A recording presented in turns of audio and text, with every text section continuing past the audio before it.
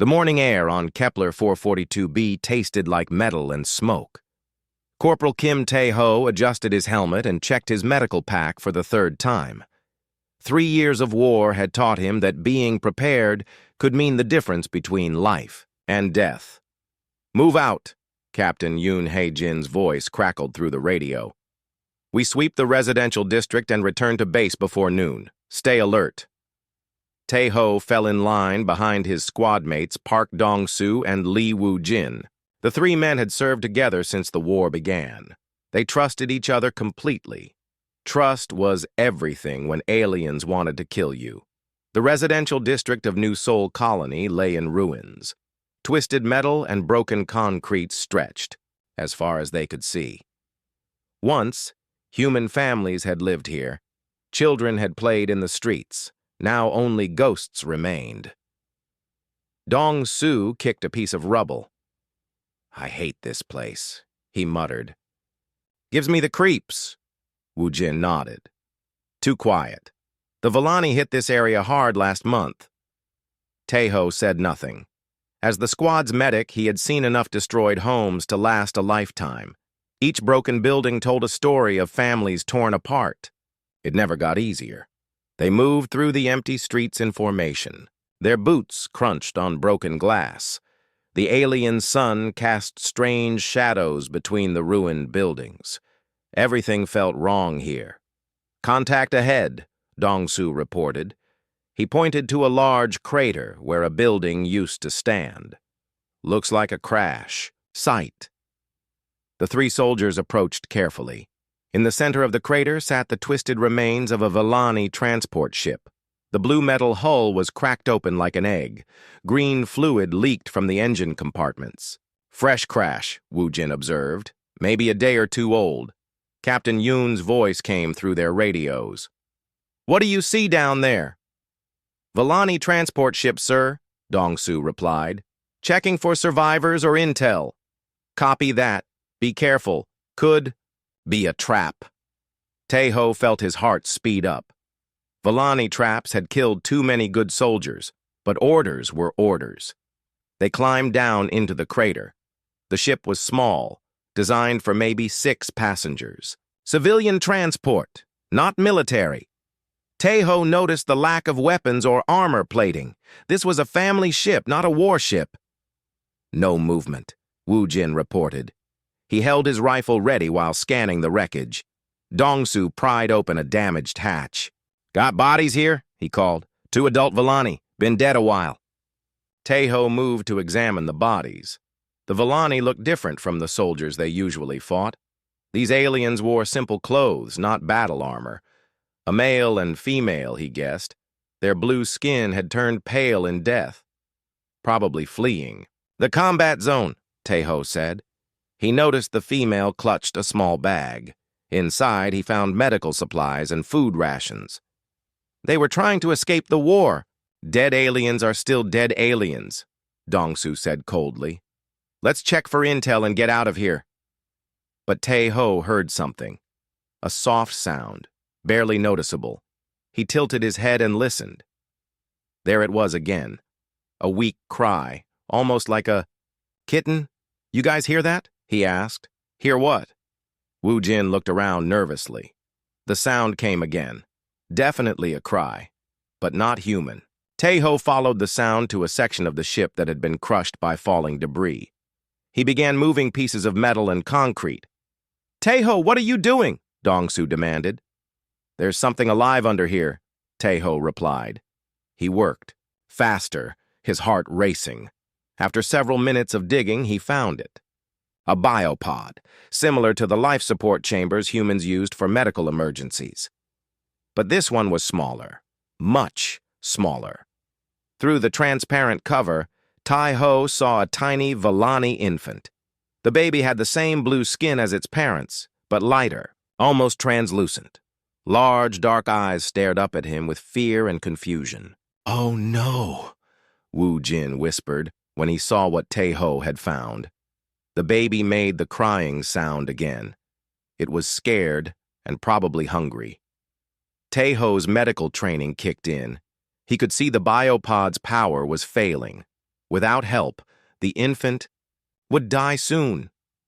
"We need to report this," Dongsu said firmly. "Command needs to know about enemy survivors." Taeho stared at the tiny creature. It was so small, so helpless.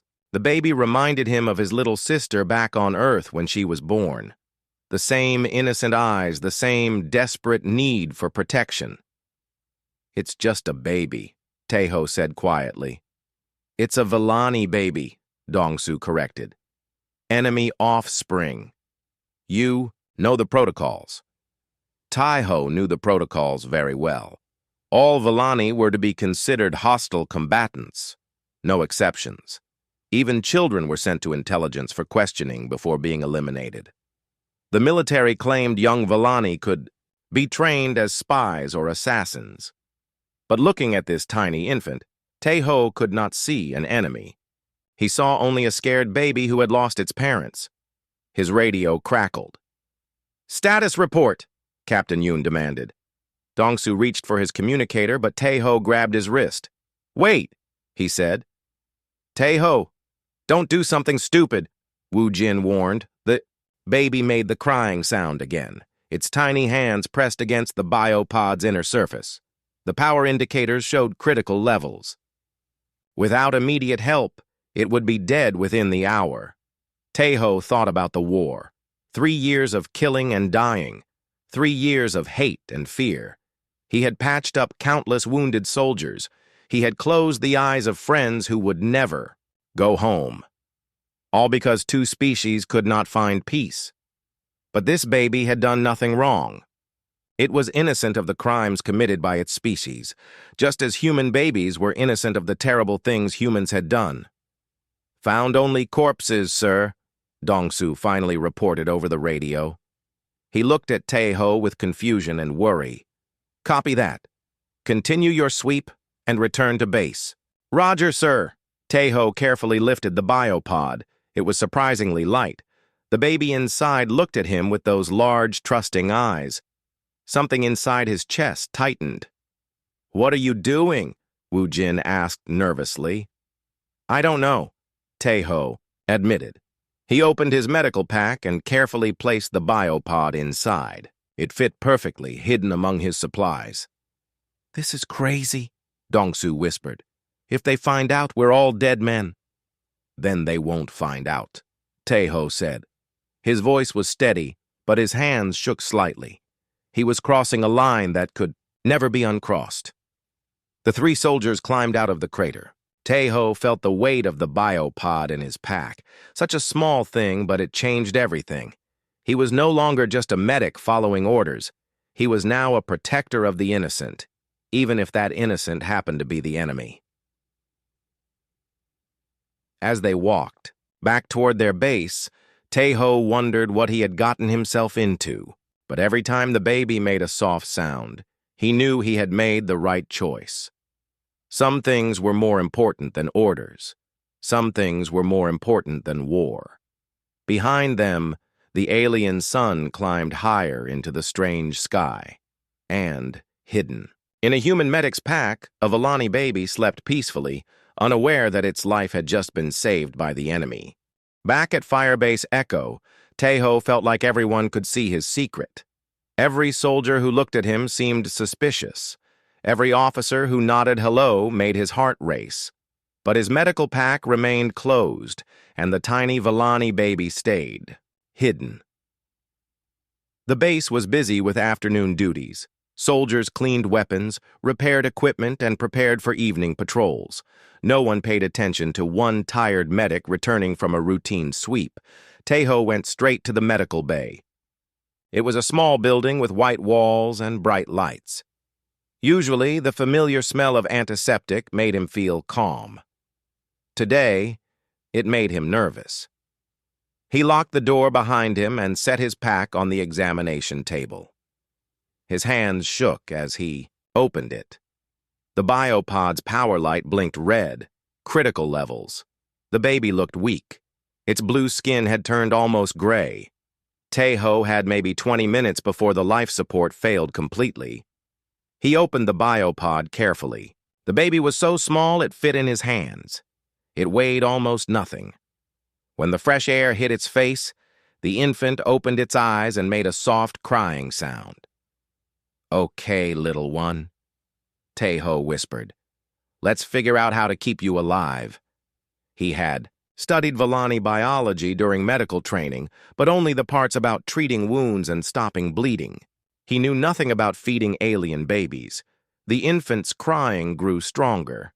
It was definitely hungry. Tae-ho searched through the medical supplies, looking for something, anything, that might help. He found a small tube of liquid nutrition used for human patients who could not eat solid food. Maybe it would work. He diluted it with water and put a tiny drop on his finger. The baby licked it and immediately made a face, like it tasted terrible. "Not good enough," Tae-ho muttered.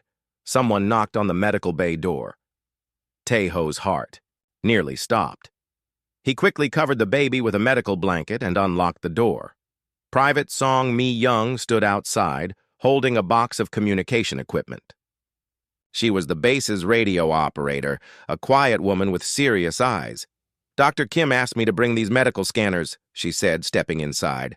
"Just put them on the counter," Tae-ho replied, trying to sound normal. Mi-young set down the box and turned to leave.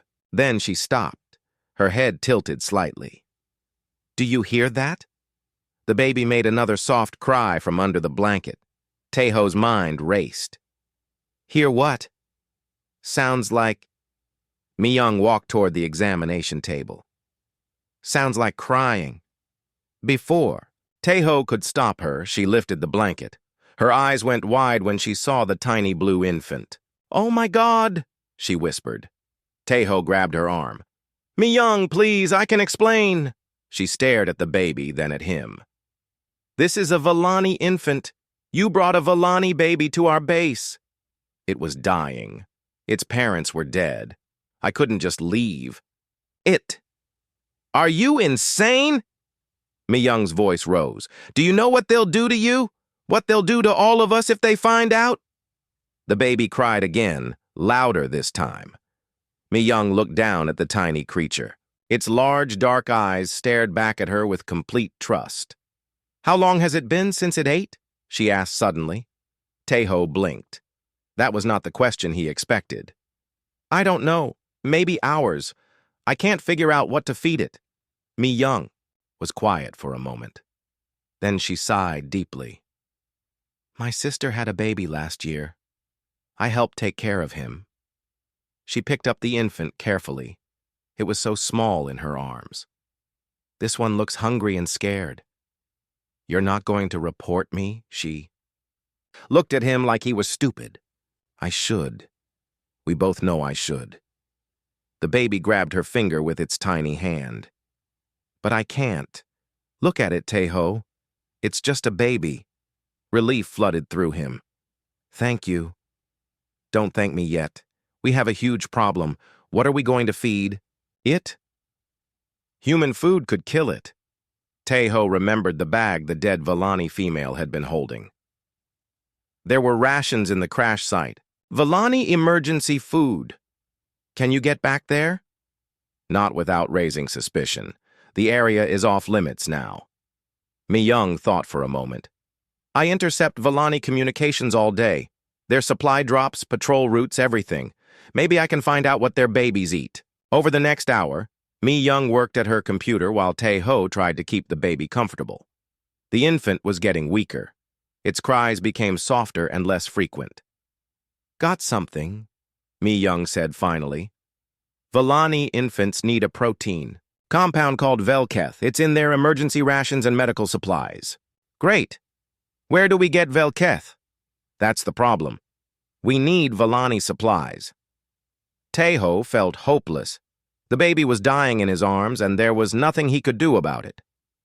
"Wait," Mi-young said. "Last week we captured a Vellani supply transport. The contents should be in storage building C. That's a secured area. We can't just walk in there." Mi-young smiled grimly. "I have authorization to inventory captured communications equipment, and you have medical clearance to examine alien substances for potential biological weapons." It was a thin excuse, but it might work. They waited until evening shift change. The base was quieter then, with fewer people moving around. Mi-young signed them both into Storage Building C. The captured Vallani supplies filled several containers. Most of it was military equipment, but they found a section of emergency rations and medical supplies. The labels were in Vallani script, but Mi-young had learned to read basic words from intercepted messages. "This one," she said, holding up a small container. "Velketh supplement. Infant nutrition." They took several containers and hurried back to the medical bay. The baby was barely breathing when they returned. Taeho mixed the Velketh with water according to the instructions Mi-young translated. The infant drank eagerly. Color returned to its blue skin almost immediately. Within minutes, it was making happy sounds and moving its tiny arms. "It's working," Taeho said with relief. But their problems were just beginning. Over the next few days, they developed a routine. Mi-young would visit the medical bay during her breaks, helping feed and care for the baby. Taeho built a hidden compartment behind his supply cabinet where the infant could sleep safely. They took turns watching over it during the night. The baby grew stronger each day. It began to recognize their faces and would make happy sounds. When they appeared, Taeho found himself becoming attached to the tiny creature. He started thinking of names for it. The baby seemed female, though he was not completely sure. He privately began calling her Nuri, which meant world in Korean, but keeping the secret was becoming harder. Sergeant Major Choi Byung-ho, the base security chief, noticed their unusual behavior. He asked questions about medical supply usage and strange sounds coming from the medical bay. "We need to be more careful," Mi-young warned. "Choi is suspicious." "I know, but what else can we do? Maybe we should tell Captain Yoon. He's a good man. Maybe he would understand." Taeho shook his head. "Yoon follows orders. He would have to report it." They continued their secret routine, but the pressure was building. Every day brought new risks of discovery, and every day, the baby grew more dependent on them. One evening, while Mi-young was feeding Nuri, she made a discovery that changed everything. "Taeho, look at this," she said, pointing to her computer screen. "I've been tracking Vallani communications about their search operations. They're not just looking for survivors. They're specifically searching for someone." "What do you mean?" "Listen to this transmission I intercepted." She played an audio file. Even though Taeho could not understand the words, he could hear the desperation in the alien voices. "They keep using the same word over and over," Mi-young said. "Korvash. It's a name, I think. A very important name." She ran the name through her translation database. When the results appeared, her face went pale. "What is it?" Taeho asked. "Korvash is the family name of the Vallani High Council. Their royal family." She looked at the sleeping baby in her arms. "Taeho, I don't think we just saved any Vallani infant. What are you saying? I think we saved their princess." 3 days after discovering Nuri's true identity, their worst fears came true. Taeho was feeding the baby in the medical bay when urgent footsteps echoed outside. Through the window, he saw Sergeant Major Choi leading a team of soldiers toward the building. "Hide her," he whispered to Mi-young, who was updating her communication logs nearby. Mi-young quickly scooped up Nuri and placed her in the hidden compartment behind the supply cabinet. The baby made a small sound of protest, but Mi-young gently hushed her. Choi burst through the door without knocking. His hard eyes scanned the room suspiciously. "Routine inspection, Corporal Kim." "Of course, sir." Taeho tried to keep his voice steady. The security chief walked around the medical bay slowly. He opened cabinets, checked equipment, and examined supply logs. His soldiers stood by the door, blocking any escape. "Interesting," Choi said, picking up an empty Velketh container from the trash. "Vallani nutrition supplements. Care to explain why you have alien food in a human medical facility?" Taeho's mouth went dry. "Testing for biological weapons, sir." Captain Yoon authorized it. Did he now? Choi's smile was cold. Funny thing is, I just spoke with the captain. He doesn't remember authorizing any such tests. From behind the cabinet, Nuri made a soft crying sound. Choi's head turned immediately toward the noise. What was that? Ventilation system needs repair, Mi-young said quickly. Makes strange sounds. But Choi was already moving toward the cabinet. Step aside, Private. Tae-ho knew it was over. In seconds, Choi would find Nuri, and they would all face execution for treason. But as the sergeant major reached for the cabinet, alarms began blaring throughout the base. "Sir," one of Choi's soldiers called from outside, "Villani attack ships approaching. All units to battle stations." Choi hesitated, torn between his investigation and his duty. The alarms grew louder. "This isn't over," he warned Tae-ho. Then he ran outside with his men to prepare for the attack. The moment they were alone, Tae-ho pulled Nuri from her hiding place. The baby was crying loudly now, frightened by the alarms and shouting soldiers. "We have to run," Mi-young said. "Right now, before the attack ends." "Where can we go?" "The whole planet is a war zone. I've been monitoring Villani communications. There are safe zones in the northern mountains, places where neither side goes." They had minutes to decide. Stay and face certain execution when Choi returned, or flee into the dangerous wilderness with a baby who needed constant care. Tae-ho looked at Nuri's trusting face. The decision was easy. They grabbed essential supplies, food, water, medical equipment, and Velketh supplements. Mi-young took her portable communication gear. As Villani ships attacked the base's outer defenses, the three fugitives slipped out. Through the emergency exit, the battle behind them lit up the night sky. Explosions and weapon fire echoed across the landscape. But Tae-ho, Mi-young, and baby Nuri were already disappearing into the dark wilderness.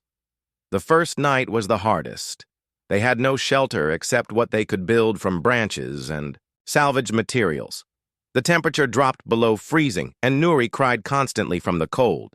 "She's not built for this climate," Tae-ho worried, wrapping the baby in every spare piece of clothing they had. "None of us are," Mi-young replied, shivering as she tried to get their small fire to burn hotter. By morning, pursuit teams were after them. Lieutenant Kang Jun-seo, an ambitious young officer, led the hunt with 2 full squads of soldiers. He wanted to capture the traitors and win favor with his superiors. "They can't have gone far with a baby," Kang announced over the radio. "Spread out and search every cave, every hiding spot. I want them found by sunset."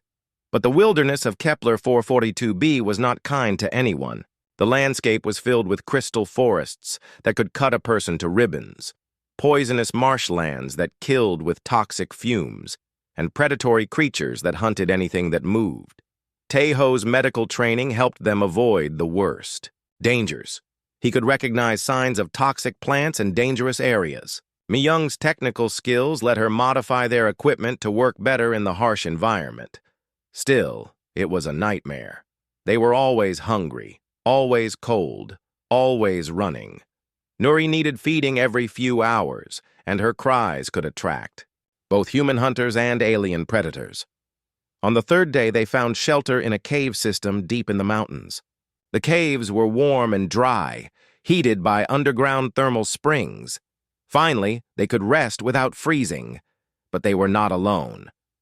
As Tae-ho was checking Nuri's health, a shadow moved at the cave entrance.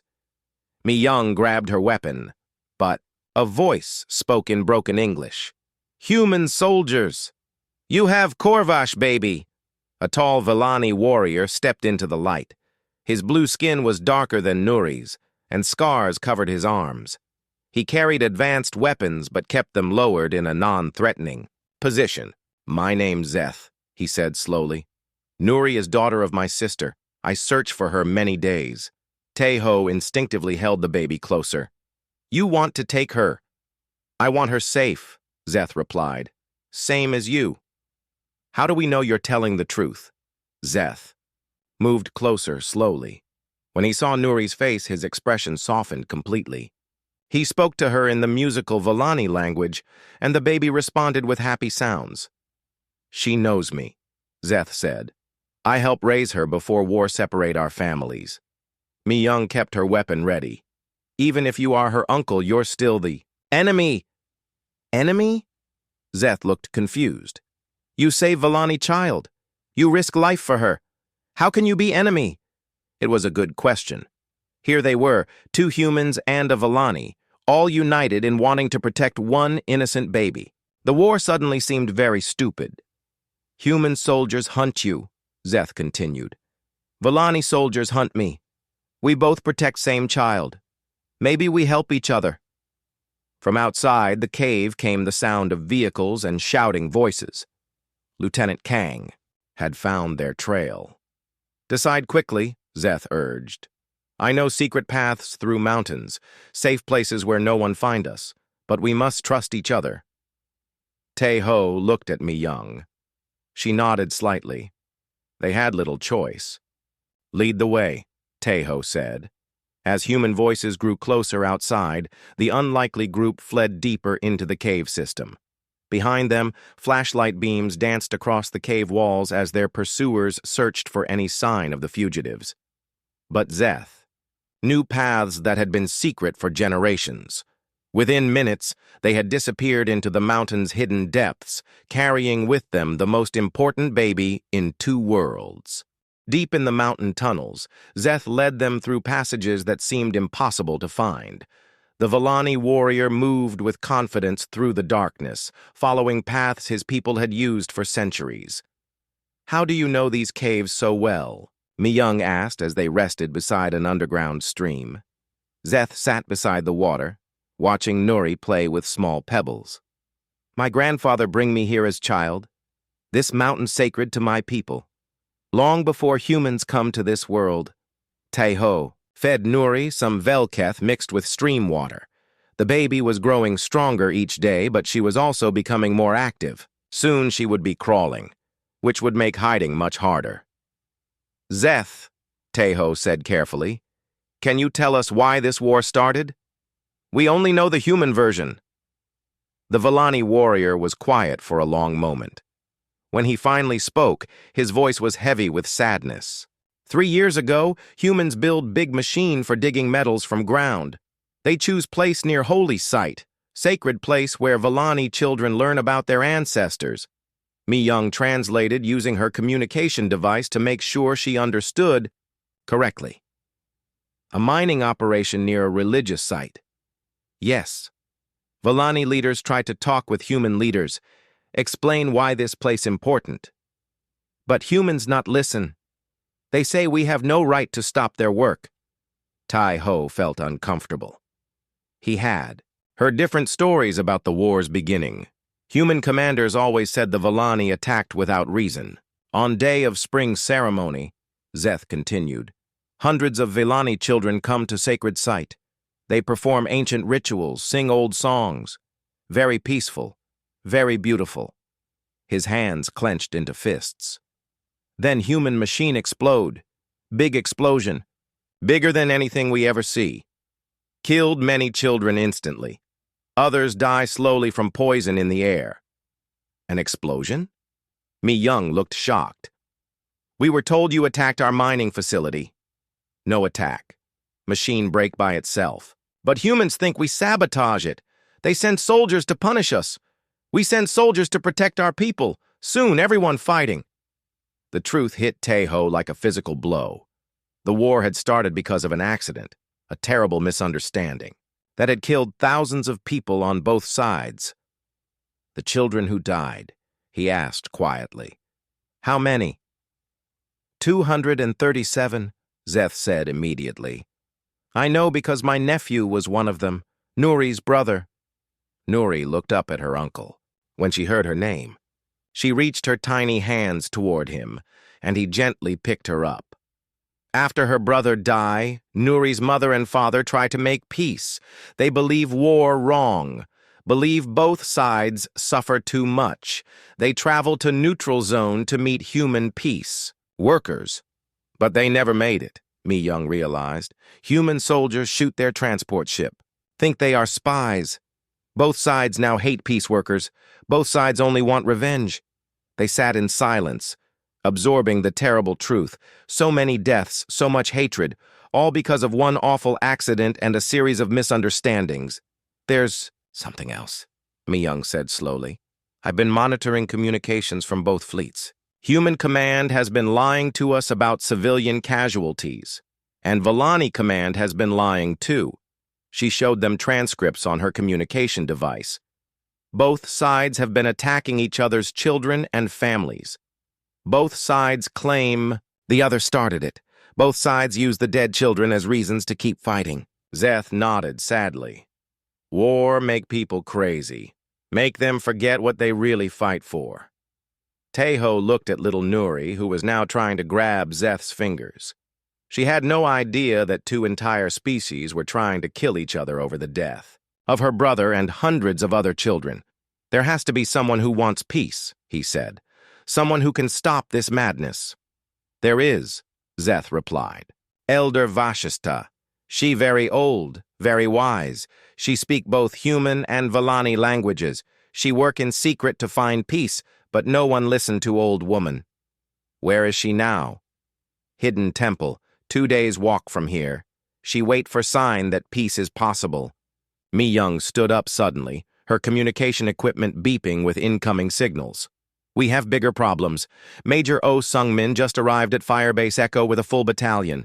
He has authorization to use any force necessary to capture us. Major Oh? Teho's blood went cold. Oh was famous for his brutal tactics. He had once ordered the bombing of a Volani hospital because he suspected it contained enemy soldiers.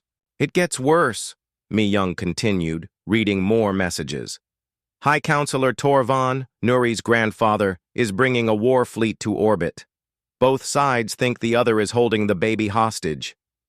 How long before they get here? The human forces will reach these mountains in maybe 6 hours. The Volani fleet arrives tomorrow morning. Zeth stood up, his expression grim. Both armies come for same baby. They fight big battle. Many soldiers die, mountain destroyed. Everyone lose.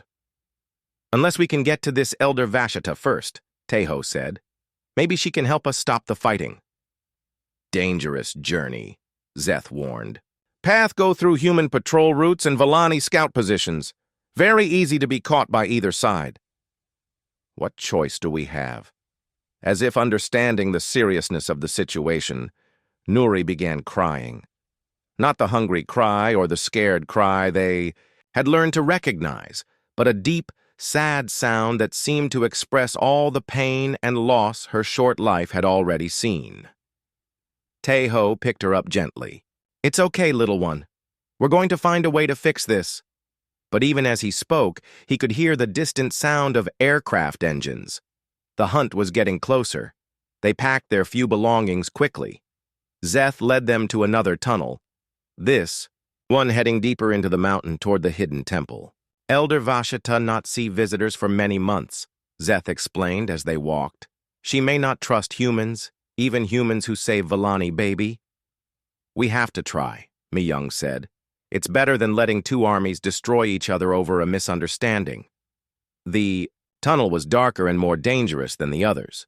They had to climb over fallen rocks and wade through underground pools. Nuri cried from the cold and discomfort, but they had no choice but to keep moving. Behind them, the sounds of pursuit grew louder. Major O's soldiers were entering the cave system, using heavy equipment to blast through blocked passages. They're gaining on us, Mi Young reported, monitoring their radio chatter. Almost there, Zeth promised. Temple just ahead. They emerged from the tunnel onto a hidden plateau, surrounded by towering peaks. In the center stood an ancient temple built from the same crystal that filled the planet's forests. The building seemed to glow with its own inner light.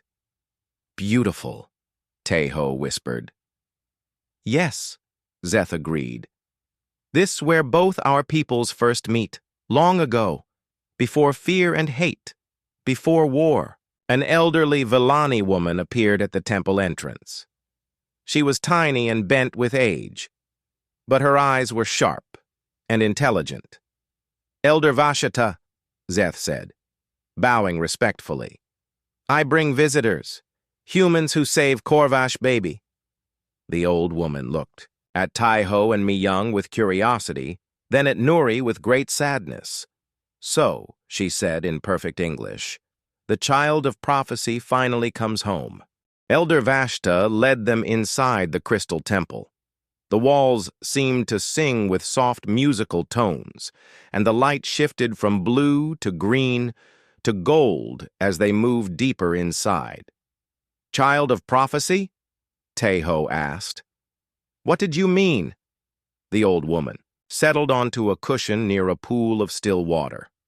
Nuri crawled from Tai-Ho's arms toward the elder, babbling happily in baby sounds. "Long ago, before either of our peoples knew war, there was a prophecy. It spoke of a child born during the burning stars, when two worlds would choose between peace and destruction." She picked up Nuri gently. The baby immediately stopped fussing and stared into the elder's ancient eyes. "The prophecy said this child would be saved by enemies who became friends. That through this act of kindness, the burning stars would end, and both peoples would find peace." "You think Nuri is this prophesied child?" Mi-young asked. "I think prophecies are stories we tell ourselves to find hope in dark times," Vashta replied. "But sometimes hope is all we need." Szeth knelt beside the elder. "Grandfather Torvan brings war fleet. Human Major O brings army. Both come for Nuri. What do we do?" "We tell them the truth," Vashta said simply. "But first, let me show you something." She led them to a chamber filled with holographic displays. The technology was far more advanced than anything Tai-Ho had seen before. "I have spent 3 years gathering evidence about how this war really started," she explained, activating the displays. Images appeared in the air before them. Security recordings from the human mining facility, sensor logs from Volani monitoring stations, medical reports from both sides. "The human mining machine failed because of a resonance cascade," Vashta explained. "The equipment was not designed to work near our crystal formations. The interaction created an unstable reaction." She showed them technical diagrams that proved the explosion was completely accidental. But that's not all. Watch this. New images appeared. Human miners working frantically to shut down their equipment as they realized something was wrong. Volani children running toward the human facility. "Not away from it! Your people were trying to help," Mi-young whispered. The Volani children were running to help the humans escape the explosion. Yes. And human miners tried to warn Volani families about the danger. Both sides tried to save each other. Both sides failed because they did not understand each other's technology or language. Tai-Ho felt sick. So everyone who died was trying to be a hero. "The greatest tragedy of war," Vashta said sadly. "Good people on all sides, dying because of fear and misunderstanding." Suddenly, the temple shook. Dust fell from the crystal ceiling as explosions echoed outside. "They found us," Szeth said, moving to the window. Through the crystal walls, they could see human military vehicles surrounding the temple. Major O's voice boomed from loudspeakers. "This is Major O Sungmin of the Human Colonial Defense Force. You are harboring enemy combatants and stolen property. Surrender immediately, or we will take the temple by force." Above them, the sky darkened as Volani warships descended through the atmosphere. High Counselor Torvan's voice echoed across the plateau in both human and Volani languages. "I am Torvan of the High Council. Return my granddaughter immediately, or face the consequences of your actions." Both armies, Szeth observed, both ready to fight. Tai-Ho looked at Nuri, who was playing peacefully with Elder Vashta's jewelry, completely unaware of the armies gathering to fight over her. "We can't let this happen," he said. "Too many people will die." "What can we do?" Mi-young asked. "We're just 3 soldiers and an old woman." 4, Vashta corrected. and sometimes 4 people with the truth can stop 2 armies with lies. She activated the temple's communication systems. Ancient Volani technology connected to modern human equipment, creating a broadcast that reached both fleets simultaneously. "Attention all forces," she announced. "I am Elder Vashita. I have information about the true cause of this war. Before you begin fighting, you should know what you are really fighting for." Major O's angry voice responded immediately. "We don't negotiate with alien propaganda. Return our traitors and the enemy asset immediately." "Grandfather," Zeth spoke into the communicator. "High Counselor Torvan, this is your nephew Zeth. Nuri is safe, but there are things you must know before blood is spilled." "Zeth?" Torvan's voice changed, becoming more personal. "Where is my granddaughter? Is she harmed?" "She is healthy and happy, but she is protected by humans who saved her life. Humans who chose compassion over orders." Elder Vashta began broadcasting the evidence she had gathered. Technical data, security recordings, medical reports. Proof that the war began with a terrible accident, not a deliberate attack. "Lies," Major O declared. "Alien deception." But some of the human soldiers were listening. Teho could hear radio chatter as they discussed what they were seeing. Doubt was spreading through the ranks. On the Volani side, similar conversations were happening. Some warriors were questioning their orders as they learned the truth about how the conflict started. "It doesn't matter," Major O announced. "Truth or lies, we have our orders. Prepare for assault." "Grandfather, please," Zeth pleaded. "Meet with us. See Nuri. Speak with the humans who saved her. Then decide if war is the answer." There was a long silence. Then Torvan spoke again. "I will come to the temple, alone, unarmed. If any harm comes to me, my fleet will destroy this entire mountain." "Sir," one of his officers protested over the radio, "this could be a trap.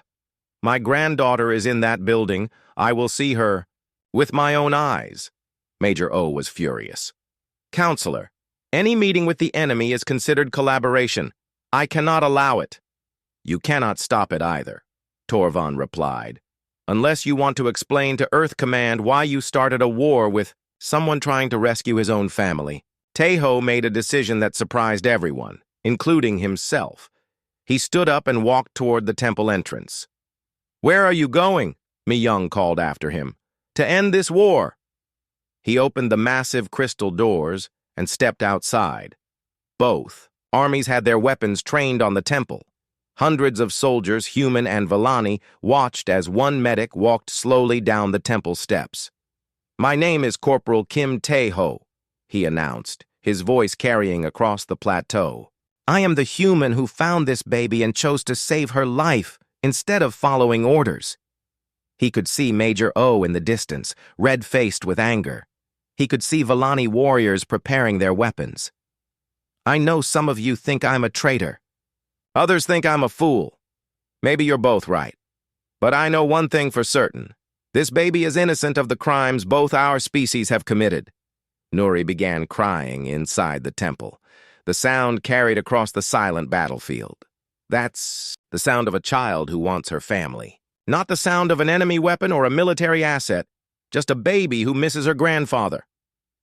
Teho took another step forward, moving between the two armies. "I'm willing to die for her if necessary. But I'd rather live to see her grow up in a world where humans and Volani don't kill each other over misunderstandings." Behind him, Mi-young and Zeth appeared in the temple doorway. They looked terrified, but they walked down the steps to stand beside their friend. "You don't have to do this alone," Mi-young said quietly. "We protect Nuri together." Zeth agreed. Elder Vashta appeared last, carrying the baby. Nuri looked around at all the soldiers with wide, curious eyes. High Counselor Torvan, the elder, called, "Come meet the humans who saved your granddaughter's life." High Counselor Toravan emerged from his command ship alone, just as he had promised. The tall Vallani leader walked slowly across the plateau, his eyes fixed on the small group standing before the temple. Major O shouted orders to his soldiers. Maintain firing positions. Do not let your guard down. This is still an enemy commander. But something strange was happening among the human troops. Many soldiers were lowering their weapons slightly, watching the approaching grandfather with curiosity rather than hatred. Toravan stopped 10 feet away from the temple steps. For a moment, he simply stared at Elder Vashita, who still held baby Nuri in her arms. "My granddaughter," he said in English, his voice thick with emotion. Nuri heard his voice and turned her head. When she saw the tall figure, she made happy, babbling sounds, and reached her tiny arms toward him. "She recognizes you," Teho said softly. Toravan looked at the human medic with surprise. "You speak to me without fear." "I'm terrified," Teho admitted. "But fear never stopped anyone from doing the right thing." The High Counselor studied the young human. "You saved her life. Anyone would have done the same." "No," Toravan said, firmly. "Many would have followed orders. Many would have chosen safety over compassion. You chose differently." Elder Vashita stepped forward, offering Nuri to her grandfather. But instead of taking the baby immediately, Toravan looked at each. "Member of the small group, show me," he said. "Show me the proof you spoke of." For the next hour, while two armies waited in tense silence, Elder Vashita presented her evidence. Technical data about the mining accident, medical records from both sides, security footage showing humans and Vallani trying to help each other. In the moments before the explosion, Toravan studied everything carefully. His expression grew sadder with each piece of evidence. 3 years, he whispered. 3 years of war over an accident. Both sides made mistakes, Elder Vashita said gently. Both sides acted from grief and fear. Both sides forgot that the enemy has families too. Major O's voice crackled over the loudspeakers. "Counselor, you have seen the alien propaganda. Now return our traitors for proper punishment." Toravan turned toward the human forces. "Major O, is it?" "That's correct." "Tell me, Major, if your child was dying and an enemy soldier saved that child's life, what would you do to that soldier?" "I would—" Major O hesitated. "That's not relevant to this situation. It is the only thing relevant to this situation." Toravan finally took Nuri from Elder Vashita's arms. The baby settled against his chest with a contented sigh, as if she belonged there. "This human," he said, gesturing to Teho, "could have followed orders, could have let my granddaughter die, could have turned her over to your intelligence services for interrogation and execution." His voice grew stronger. Instead, he risked everything to keep her alive. He fed her with his own hands. He protected her from cold and danger. He became her father when her real father was dead. Teho felt tears in his eyes. He had not thought of it that way before. "And this human," Toravan continued, looking at Ma Young, "chose to help him, even though she knew the consequences. She became Nuri's mother in everything but blood. And this warrior," he said to Zeth, "defied his own people to protect both the child and her human guardians. He chose family over orders." Major O's voice was getting angrier. "Sentiment will not change military law. Those humans are traitors, and that alien child is enemy property." "Property?" Toravan's voice became dangerous. "Did you just call my granddaughter property?" The tension on the battlefield increased dramatically. Vallani weapons powered up, and human soldiers tightened their grips on their rifles. But then something unexpected happened. Captain Yoon's voice came over the radio. "Major, oh, this is Captain Yoon. I've been reviewing the evidence presented by the Vallani Elder. Sir, I believe we may have been fighting the wrong war. Captain Yoon, you are relieved of command. Sir, with respect, many of my soldiers feel the same way. We didn't sign up to kill families over accidents." More voices joined in. Lieutenant Park from Alpha Company, Sergeant Kim from the Reconnaissance Unit, dozens of human soldiers speaking up, questioning their orders for the first time in 3 years. On the Volani side, similar discussions were happening. Warriors who had lost friends and family were learning that it had all been for nothing. Major O realized he was losing control. "All units prepare to fire! Execute the traitors and secure the enemy asset!" But something amazing happened. Most of the human soldiers did not move. They stood in place, watching the small group on the temple. "Steps! I gave you an order!" Major O screamed. "Sir," came Captain Yoon's calm voice. "The men are thinking." Private Park Dong-soo, Taeho's old squad mate, stepped out of formation. Then Lee Woo-jin joined him. Soon, dozens of soldiers were walking away from their positions, moving toward the temple. "What are you doing?" Major O demanded. "Going to congratulate our friend," Dong-soo replied. "He saved a baby. That makes him a hero, not a traitor." The dam burst. Soldiers from both armies began moving toward the center of the plateau, not as enemies, but as people curious to see the child who had caused so much trouble. Nuri looked around at all the faces with wonder. She had never seen so many people before. Some had blue skin, some had pink skin, but all of them were looking at her with gentle expressions. "She's so small," one human soldier whispered. "Beautiful child," a Volani warrior agreed. Major O made one last desperate attempt to maintain control. "Any soldier who disobeys orders will be court-martialed and executed." But his threat fell on deaf ears. The soldiers were no longer listening to orders. They were listening to their hearts. Elder Vashita activated the temple's communication system one more time. "People of both worlds," she announced. "Today we have learned that our war began with a tragedy, not a crime.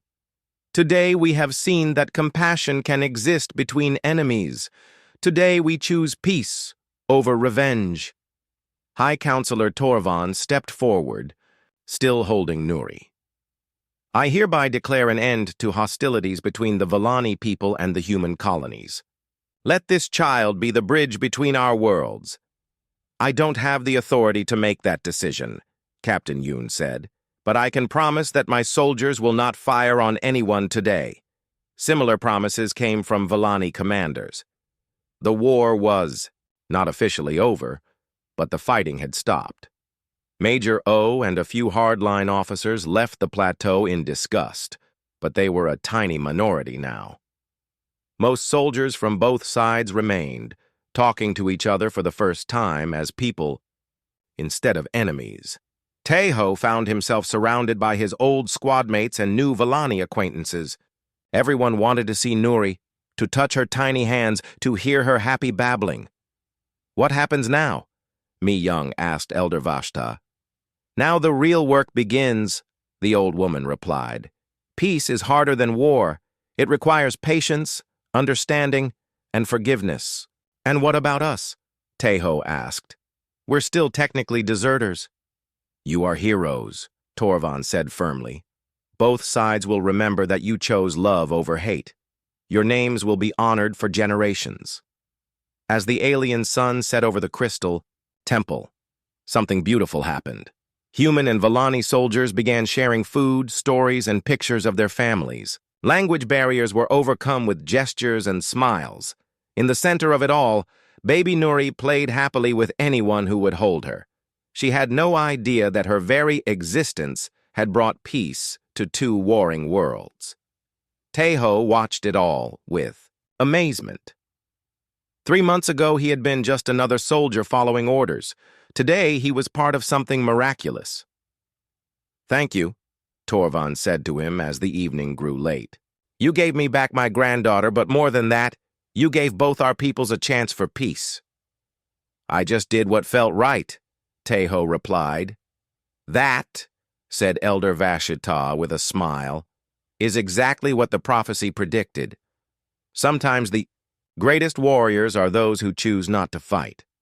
5 years later, the Temple of Peace had become a thriving center for interspecies cooperation. Teho served as the first human-Vellani cultural liaison, helping to prevent misunderstandings before they could grow into conflicts. Mi Young ran the communication center, where humans and Vellani learned each other's languages and customs. Zeth trained peacekeepers from both species to work together, and Nuri, now a curious 5-year-old who spoke both languages fluently, spent her days playing with children from both worlds. She had no memory of the war that had raged around her, birth. Only stories of the brave humans who had saved her life. Dr. Han So-ra, the xenobiologist who had provided crucial evidence about the mining accident, had become Teho's wife. Together, they worked on projects that helped both species understand each other better. The former Firebase Echo had been converted into a joint research facility. Captain Yoon, now a colonel, commanded a mixed unit of human and Vellani peacekeepers. Even Dongsu and Wu Jin had stayed, becoming instructors who taught new recruits about cooperation instead of combat. Major O had been reassigned to a distant outpost, where his aggressive methods were no longer welcome. The new leadership on both sides valued diplomacy over destruction. "Uncle Teho," Nuri called one morning, running up to him with a drawing in her small hands.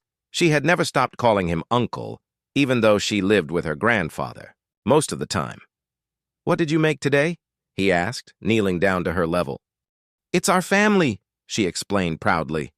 The drawing showed stick figures in blue and pink, all holding hands around the crystal temple. "Grandfather, Uncle Zeth, Uncle Teho, Aunt Mi Young, Aunt So-ra, and all our friends." Teho smiled. In her innocent eyes, the idea that people with different colored skin might be enemies was completely ridiculous. To her, family was simply the people who loved and cared for each other. "It's beautiful, Nuri. Grandfather says you're the bravest person he knows," she said seriously. "He says you saved me when I was tiny. I just did what anyone would do." "No," she replied with 5-year-old certainty. "You did what heroes do. You chose love instead of fear." As Teho watched her run, back to play with her mixed group of human and Vellani friends, he reflected on how much had changed. The choice to save one small life had somehow saved thousands of others. The war was truly over now. Trade agreements had been signed. Cultural exchange programs flourished. Young people from both species worked together on projects that would benefit everyone. But the most important change was simpler than that. Two species had learned to see each other as people instead of enemies. They had learned that compassion was stronger than fear, that understanding was more powerful than hatred. And it had all started with one human medic who chose to shield an alien baby, even when it meant defying a war. The Crystal Temple still stood on its mountain plateau, a symbol of hope for the future. Inside, Elder Vashita continued to welcome visitors from both worlds, sharing the story of how peace had been won not through victory in battle, but through the simple act of protecting an innocent child. The prophecy had been fulfilled, not through magic or divine intervention, but through the very human qualities of courage, compassion, and the willingness to do what was right, no matter the cost. In the end, that was perhaps the most human thing of all.